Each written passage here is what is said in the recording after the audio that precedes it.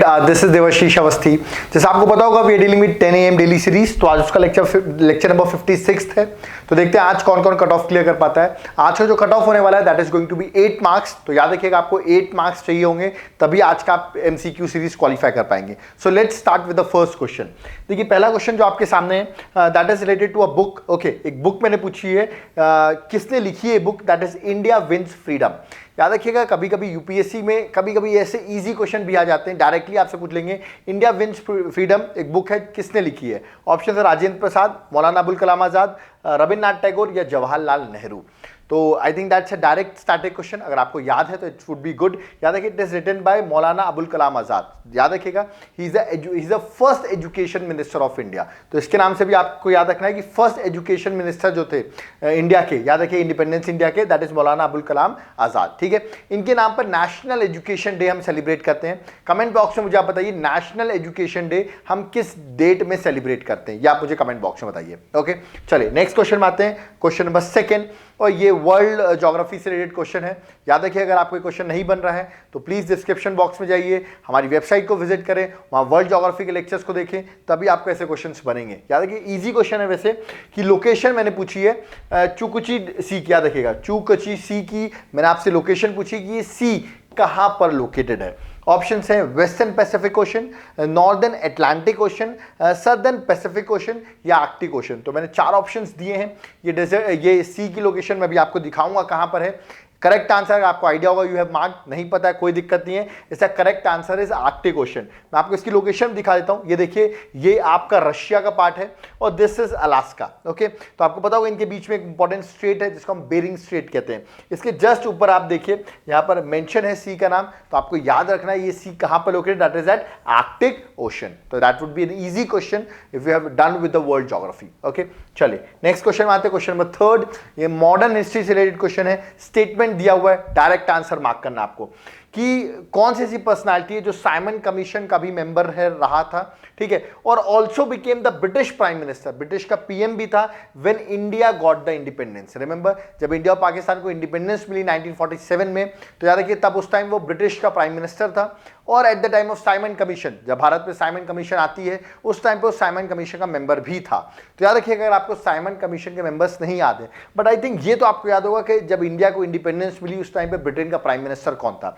4 options हैं, आपको correct answer mark करना है। I think you have mark the correct answer. Yes, it's correct answer is C, that is Clement एटले। Okay, अब आपको मुझे बताना है, यहीं से एक क्वेश्चन मैं आपसे पूछने जा रहा हूं कि एटले डिक्लेरेशन एक इंपॉर्टेंट चीज है। एटले डिक्लेरेशन, ये एटले डिक्लेरेशन कब हुई थी, या आप मुझे उसका ईयर और डेट मेंशन करिए कि एटले डिक्लेरेशन कब हुई थी। ठीक है, और कमेंट बॉक्स में अगर आपको एटले डिक्लेरेशन के बारे में पता है तो अराउंड 30 वर्ड्स एटले डिक्लेरेशन के बारे में लिखिए, that is very important related to modern history. Okay, तो करेक्ट आंसर इज क्लेमेंट एटले। He was the prime minister when India got independence, also the member of Simon commission. Okay, next question आते हैं, question number 4।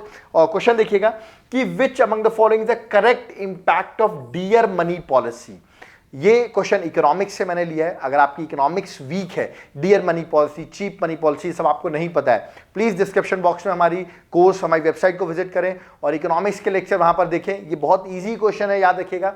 ये हम that is monetary policy में कराते हैं, dear money and cheap money policy, वहां का ही क्वेश्चन है। ऑप्शन है पहला, इससे बोरोइंग चीप हो जाती है, बोरोइंग एक्सपेंसिव हो जाती है, बोरोइंग्स ना चीप होती ना एक्सपेंसिव होती है, देयर इज नो इंपैक्ट, कोई इंपैक्ट नहीं होता है। तो याद रखना आपको डियर मनी पॉलिसी का मतलब होता है जो आरबीआई होती है, याद रखिएगा वो जो रेट्स होते हैं जैसे रेपो रेट हो गया, इन सबको रेट को बढ़ा देती है। रिमेंबर, तो जब रेट बढ़ते हैं तो आपको याद रखना है कि जो बैंक्स होते हैं वो भी जब रेट उनके बढ़ेंगे तो याद रखिए कि बैंक भी क्या करते हैं, जो लोन जब आप लेते हैं तो आपको एक इंटरेस्ट रेट देना पड़ता है, उस रेट ऑफ इंटरेस्ट को इंक्रीज कर देते हैं। तो ये बताइए इससे आप बोरोइंग ज्यादा करेंगे कि कम करेंगे? ऑफ कोर्स कम करेंगे, और आपके जो बोरोइंग के, याद रखना आपको, बोरोइंग जो आप करेंगे उसका भी रेट बढ़ जाएगा, रेट ऑफ इंटरेस्ट, तो बोरोइंग्स भी एक्सपेंसिव हो जाएंगी। तो इसका correct answer is B, that is borrowing become expensive. अगर आपको समझ में नहीं आया, आपको थोड़ा डिटेल में समझना पड़ेगा dear money and cheap money policy, जो मैं ऑलरेडी अपनी मॉनेटरी पॉलिसी के टॉपिक्स में पढ़ा चुका हूं। तो इसका correct answer is that is B. Okay, और इसका उल्टा जिसको कहते हैं चीप मनी पॉलिसी, तो याद रखिएगा आरबीआई रेट्स को डाउन कर देता है, जिसकी वजह से बैंक भी क्या करता है, अपने रेट ऑफ इंटरेस्ट को डाउन कर देता है, तो आपकी बोरोइंग चीप हो जाती है इंस्टेड ऑफ एक्सपेंसिव। तो याद रखिए अगर यहां पर चीप मनी पॉलिसी होती तो आंसर ए हो जाता। ठीक है, चलिए नेक्स्ट क्वेश्चन मूव करते हैं। इसका करेक्ट आंसर बी है। अगर आपको स्टिल इकोनॉमिक्स नहीं समझ में आती है थोड़ा, तो प्लीज आप मेरे स्टार्टिंग से लेक्चर देखिए, जो मेरे डिस्क्रिप्शन बॉक्स में वेबसाइट पे मेंशन है, उस कोर्स को आप जरूर ज्वाइन करें। ओके चलिए नेक्स्ट मूव करते हैं क्वेश्चन नंबर 5। पॉलिटी से रिलेटेड क्वेश्चन है, very easy question, very very easy question. लेकिन आपको ऐसे इजी क्वेश्चन अगर नहीं बन रहे हैं तो आपको बहुत जरूरत है पॉलिटी को पढ़ने के लिए। एक क्वेश्चन कितना इजी है कि मैक्सिमम लाइफ ऑर्डिनेंस प्रमलगेट जब प्रेसिडेंट करता है, आपको पता होगा प्रेसिडेंट अंडर आर्टिकल 123 ऑर्डिनेंस को प्रमलगेट करता है। आप मुझे कमेंट बॉक्स में बताइए कि गवर्नर किस आर्टिकल के अंदर ऑर्डिनेंस को प्रमलगेट करता है। ठीक है, ये आप मुझे कमेंट बॉक्स में बताइए। 1, 2, 3 के अंदर प्रेसिडेंट करता है, तो मैक्सिमम टाइम ऑर्डिनेंस का क्या होगा? 6 मंथ, 7.5 मंथ, 8 मंथ या 10 मंथ? तो बहुत से लोगों ने 6 मंथ लगा दिया होगा क्वेश्चन देखते ही, उनका आंसर गलत है, मतलब आपकी बेसिक्स वीक है। ओके, इसका मतलब ये, इसका करेक्ट आंसर है B, that is 7.5 month. Remember 6 month 6 week is the maximum time ordinance can be promulgated. Remember 6 month 6 week तक के लिए ऑर्डिनेंस की मैक्सिमम लाइफ होती है, तो इसको अब 6 वीक को कन्वर्ट करेंगे तो इट कम्स एज 7.5 मंथ। तो करेक्ट आंसर बी है। और आपको ये क्वेश्चन नहीं बन रहे हैं तो प्लीज मेरी सीरीज को आप देखिए, पॉलिटी की अपडेटेड सीरीज जो ऑलरेडी लॉन्च हो चुकी है। वेबसाइट पे जाएं, पॉलिटी के पूरे लेक्चर्स कंप्लीट कर चुका हूं मैं डिटेल वर्जन में, आप उसको देखिए, आपको नोट्स भी वहां पे अवेलेबल हो जाएंगे। तो ऐसे क्वेश्चन, इजी क्वेश्चन तो गलत नहीं करने अपन को। तो यार ये correct answer is B, that is 7.5 months. Okay, next question में आते हैं, question number 6। Direct static question मैंने यहां पर पूछा है, वर्ल्ड टूरिज्म डे। हम वर्ल्ड टूरिज्म डे कब सेलिब्रेट करते हैं? ऑप्शन है 12 सितंबर, 25 सितंबर, 29 सितंबर या 27 सितंबर। ओके, डायरेक्ट क्वेश्चन है, नहीं पता है कोई दिक्कत नहीं, याद कर लीजिए। इसका करेक्ट आंसर डी है, 27 सितंबर को हम वर्ल्ड टूरिज्म डे सेलिब्रेट करते हैं। It's an easy question, direct आपको अटेम्प्ट करना है क्वेश्चन देखते ही। ओके, नेक्स्ट क्वेश्चन में आते हैं, क्वेश्चन नंबर 7। हर बार की तरह मैं एक नेशनल पार्क या टाइगर रिजर्व लाता हूं। आज जो नेशनल पार्क है, याद रखिएगा, मुर्गावनी नेशनल पार्क है, जो कि इंपॉर्टेंट नेशनल पार्क है। ये किस स्टेट में लोकेटेड है? यार कुछ ऐसे नेशनल पार्क आपको याद रख रहे हैं तो थोड़े टिपिकल हो। ऑप्शन है छत्तीसगढ़, कर्नाटका, तमिलनाडु या Telangana. That's very direct question, आपको आता है तो मार्क करिए, नहीं आता है तो याद करिए। करेक्ट आंसर है दैट इज डी, तेलंगाना। तो याद रखिएगा, Mrugavani national park is it located at Telangana. Okay, चलिए नेक्स्ट क्वेश्चन में आते हैं, क्वेश्चन नंबर 8। और ये इंपॉर्टेंट क्वेश्चन है, मॉडर्न हिस्ट्री से रिलेटेड क्वेश्चन है, रिलेटेड टू सरदार वल्लभ भाई पटेल, जो क्योंकि न्यूज में रहे हैं ये बहुत ज्यादा। मैंने आपसे पूछा है कि ये जो लीडर है, इनकी एक बहुत इंपॉर्टेंट मूवमेंट है, वो कौन सी मूवमेंट है जिससे रिलेटेड है? ऑप्शन है स्वदेशी मूवमेंट, ओके, रॉवेल्ट सत्याग्रह, बरदोली सत्याग्रह या भूदान मूवमेंट। तो ये चारों मूवमेंट है, इंपॉर्टेंट मूवमेंट है, इन मूवमेंट्स के बारे में भी पढ़ लीजिएगा। और मुझे कमेंट बॉक्स में भूदान मूवमेंट के बारे में अराउंड 30 वर्ड्स कमेंट बॉक्स में बताइए, जो कि एक बहुत इंपॉर्टेंट मूवमेंट होगी। शायद आपको ये 3 मूवमेंट्स आपने सुनी भी होगी, लेकिन भूदान मूवमेंट बहुत कम लोग पढ़ते हैं। तो कमेंट बॉक्स में इसके बारे में जरूर लिखिए आप। इसका करेक्ट आंसर, सरदार वल्लभ भाई पटेल किससे रिलेटेड थे? तो करेक्ट आंसर सी है, बरदोली सत्याग्रह, जो कि 1928, याद रखिएगा, बरदोली लोकेटेड है गुजरात में।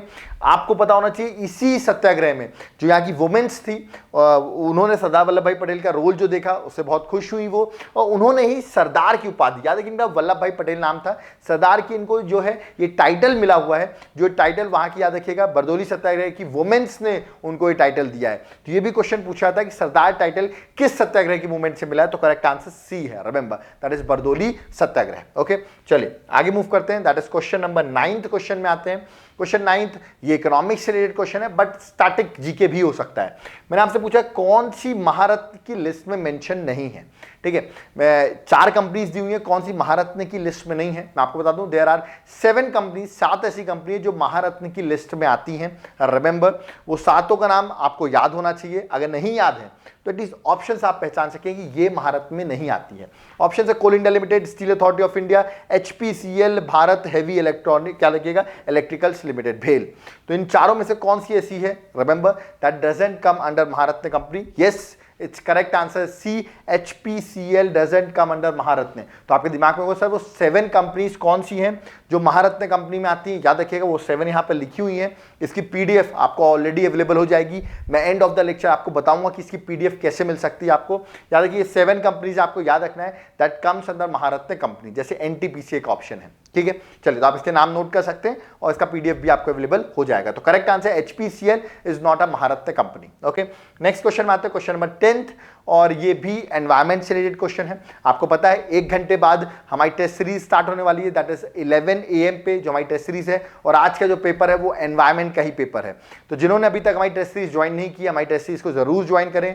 टेस्ट सीरीज में हम डिटेल एक्सप्लेनेशन भी आपको प्रोवाइड कर रहे हैं, तो please join our test series. Test series के बारे में शेड्यूल देखना है आप, ऐसा कोई बात नहीं टेस्ट सीरीज का पेपर छूट गया, आप कभी भी दे सकते हैं पेपर। ओके, शेड्यूल आपको डिस्क्रिप्शन बॉक्स में मेंशन है, आप वहां पे हमारे शेड्यूल को जरूर देखें टेस्ट सीरीज के। ओके, तो क्वेश्चन है यहां पर, याद रखिएगा, आई थिंक 9th क्वेश्चन हमने कर लिया था, हम 10th क्वेश्चन में आ गए थे।